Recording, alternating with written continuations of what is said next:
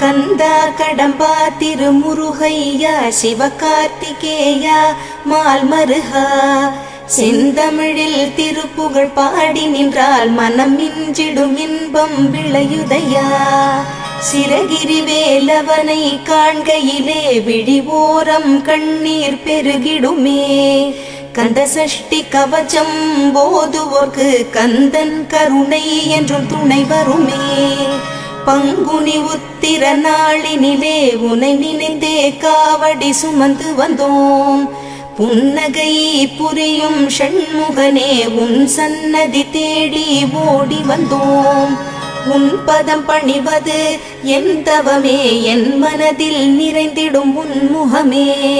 ஷண்முக பிரிய குஹ குரு சரவணனே வந்தே இன்னருளை தர வேண்டும். தென்பழனி மலையில் ஆண்டி முகம் சென்